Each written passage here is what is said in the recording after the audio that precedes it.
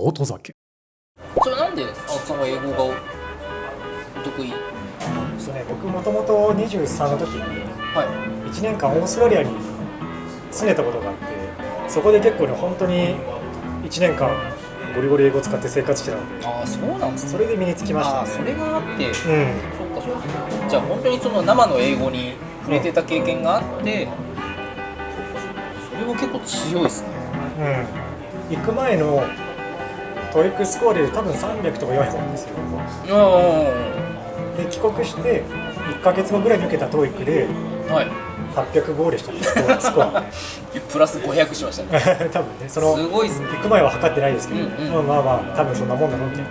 というわけで今回も花あかりさんにお邪魔しています。そろそろお待ちかねの強風おでんをいただけるはず。楽しみです。音酒。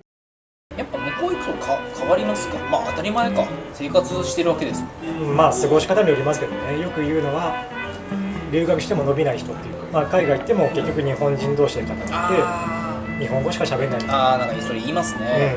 青木さんはむしろその日本人のコミュニティにいなかったというか。いや、言いはしましたけど、んでも仕事で英語をめちゃくちゃ使ってたんで、何のお仕事されてたんですか？最初は3ヶ月間現地の語学学校行って語学学校の、はい。まあ、普通に英語を勉強するというか、はい。実生活の中でも使いながら、まあ、学校でも4技能全部はやるみたいな感じで、い。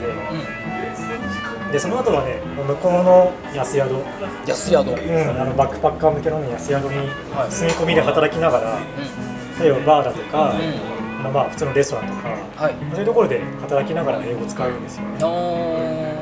で最後の3ヶ月間だけ現地の出版社みたいなところにはい。営業マンとして就職するんですよ。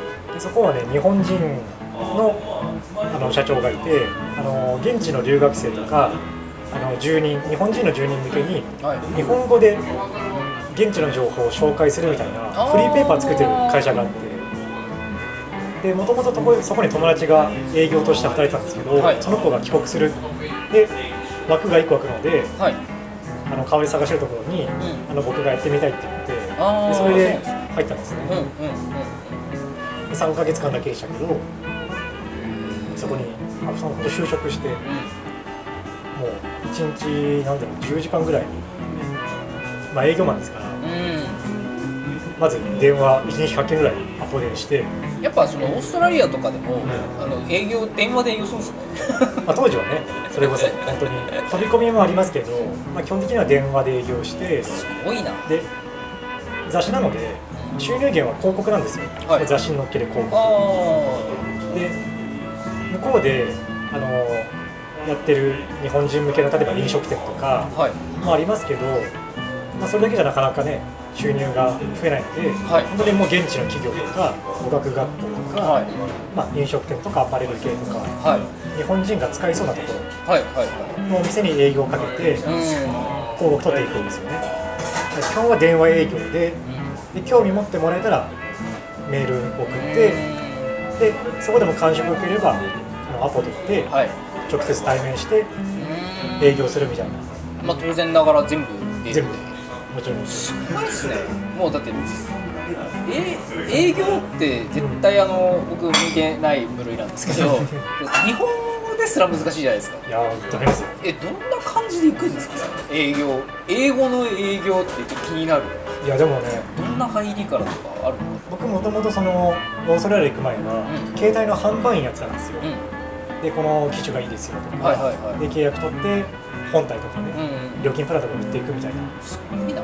でそこである程度なんていうか営業トークとか学んでって、ただそれを英語でやるだけみたいな。簡単に嫌がる。音酒。ありがとうございます。美味しそうです。ありがとうございます。うわすごい。これはたまんないですね。イカ飛び出てるんですけどなんかいろんな理由あるんですよ。ちょっと初めてだったので、まあ、純米大吟醸っていう。全然知識がないんですよ。純米大吟醸って何なんですか？精米の度合いが違うんですよ。そういうこと。お米をどんどん削っていって、でその中の美味しいところだけを使ってる方が純米酒とかなっていって、でそうするとお米の味とか甘みが増してくるんです。そういうこと。じゃあこれめっちゃいいとこ使っためっちゃ甘いやつみたいな。まあ基本なんかそんな感じですすげえざっくり言っちゃったけど。僕そういうのが好きなんですけどこれは香りからこれはいいわ。ちょっと嗅いでみますね。匂いだけいいっすね。甘い香りがするでしょ。フルーツみたいな。いいっすね。香りだけでこの笑顔。僕ねこの匂いだけでね無限にいけるんですよ飲まなくてもなんか美味しいみたいな一回本当にねこうやって5分間歌ったらねなんかまあふざけてもらってふざけてんな。違う違うみたいなこれでマジでいけるんですよ。あ美味しいわ。もう美味しい。もう美味しい。香りだけで美味しい。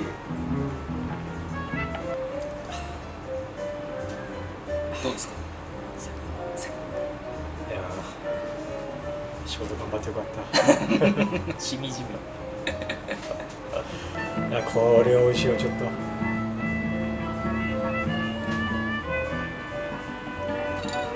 みやすい。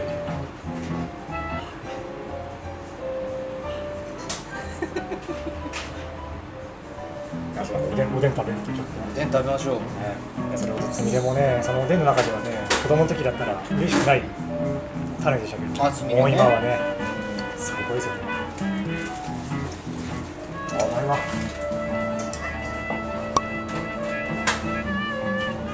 美味しい。う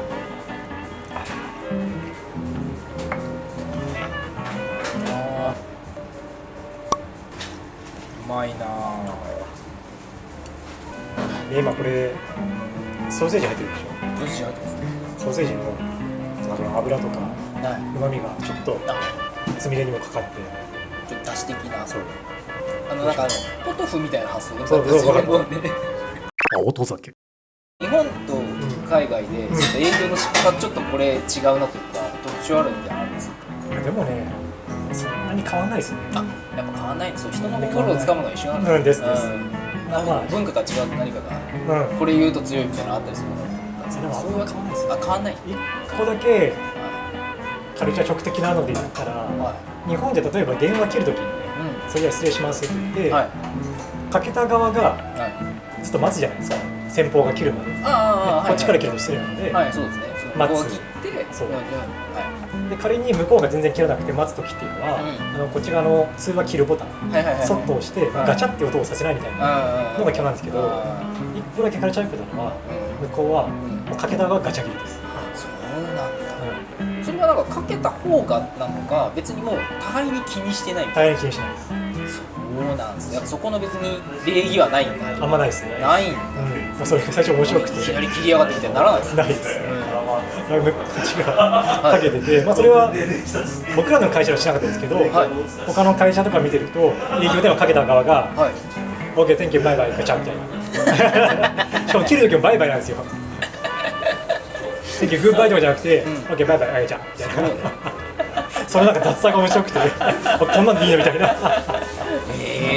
でもまあそれが普通なんです。向こうではね。うわー、すげえな。あともう一個、これ電話じゃないですけど、日本だと、例えば営業をしてアポ取りしてこっちが遅刻するってもう絶対ありえないじゃないですか。まあ基本的にはそうですね。待たせるのは仮に例えば公共交通機関の遅延があったとか、道路が渋滞してたとか、何があっても基本言い訳 NG じゃないですか。まあそうですね。でも向こうはやっぱりその海外だと、特にオーストラリアなんかはもう電車とかバスとか遅れるのが当たり前なので、例えば当日ね、お昼3時からアポ取ってます。でも電車とかバスが遅れました。でも当日電話してすいません、ちょっと今こういう事情で4時になりそうです。すいませんって言ったら向こうもあ、オッケーオッケーみたいな。1時間連れてる。それで怒らない。全然いいよ。日本以外の海外はそんな感じみたいな感じなのか、それともオーストラリアがかなり寛容みたいな。僕はね、さすがに他の国で、その商習慣とかビジネス習慣どうかはちょっと知りませんけど、オーストラリアはそうでしたね。基本ね、おおらかな国なんですよ。おおらか。日本で絶対ふざけるなみたいな。そうですよ。もうそこで仮に電車のせいだとしても、じゃあ早めに来とけよみたいな。そうなんで15分30分早めに動いてなかったんだみたいな話になりますよ。もちろんそれにね甘えてわざとというかね、ちょっとゆっくり行くとかそういうことはないですけど、でも万が一そういうことがあった時でも変にこっちがね余計なプレッシャーとかなくいけるのはそれはありがたかったですね。そこら辺の文化の違いもありつつ、でもまあなんか基本変わらないっていうのはそれまた面白い話ね。まあ、結局人対人って感じでしたね。じゃあなんかそういうところで鍛えられた英語が生きて、その東大の合格にある種ちょっとつながってるところもあるみたいなとこは。そうですね、やっぱ最初はね苦労しましたよ。そのオーストラリアから帰ってきました、でまあ、その高卒だけど塾の先生になったっていうのは、やっぱその英語できたっていうのが大きいんですよね。受験英語じゃなくて、まあ、生の英語を知ってるってことで、そうか、その採用の段階でね、その塾校も、プラスまあ僕は高卒でしたけど、まあ、地元の、ね、進学校出てたので、まあ、高校はいいところ、まあ、プラス、まあ、英語が、ね、リアルできるっていう、それが2つ重なって、まあ、なんとか、採用につながったみたいな話があったんですよね。でもね、結局僕がやってたのってその学校の文法っていうよりかは生の英語だったので、実際帰ってきて、まあ、例えば高校レベルのねちゃんとした学校の文法を見ると結構知らないのがあったんですよ。こんなに違うのかと。まあ、いわゆる我々がその中学高校と習っている英語と、そのオーストラリアの現地の生の英語っていうのは、まあ、もちろん使えるのはどっちかみたいな話になったら、当然ながらそっちなんだろうけど、そここと日本の受験に持ち込んでくると必ずしもいや本当こんなに知らないことあるんだみたいな。そうですよね。最初全然分かんなくて、またもう一回一から勉強しました。しかも別にオーストラリア英語でもないですよね。まあビジネス英語になってくると、まあ、その方言とかそんな関係なく、ちゃんとねビジネス英語っていうのはあるので、そうか、それはある種共通、ある意味共通なんで、そうなんですね。そこはやってたんですけどね、やっぱ高校のね英語の教科書見ると、こんなの使ったことないけどみたいな文法とかいっぱいあってるので、青戸酒ありがとうございます。綺麗。ヒレと畳イワシとあと鮭とか、あとはホタルイカの酢干し。炙るときに箸で炙っちゃうと箸の先が溶けちゃったりするので、このトングで。わかりました。3は炙る程度で食べれます。わかりました。ありがとうございます。さっと炙る程度でいいっていう話だったので、じゃあエイヒレからやっちゃいましょうか。絶対うまいじゃん。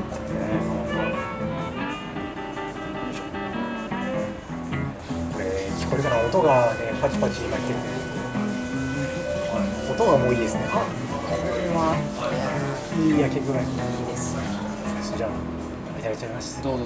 先にこっちから。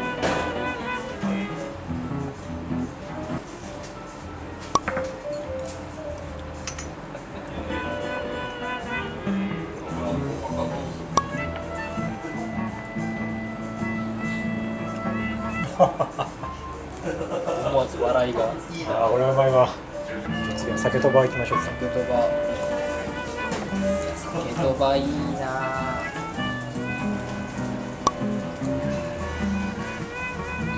これが幸せってやつですね。幸せですね。じゃあ1枚いただきます。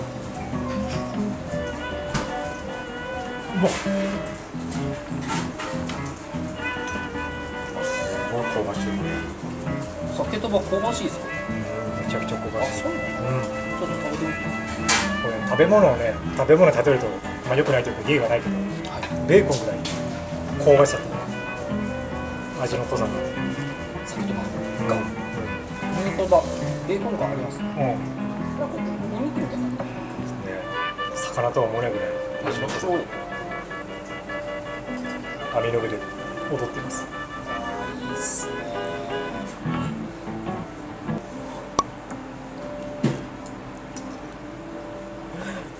最高。これ美味しいわ。最高ですね。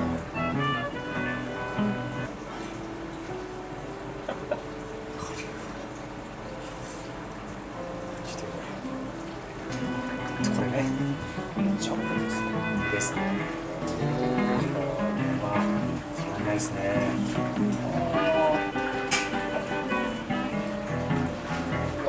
美味しそうだ。あ、この一瞬ですね。うん。ああ、もう焦げちゃうんだ。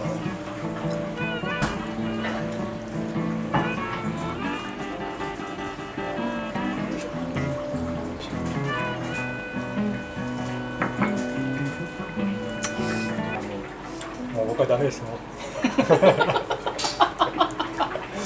僕はダメです。ちょっと腹見せちゃうもん今。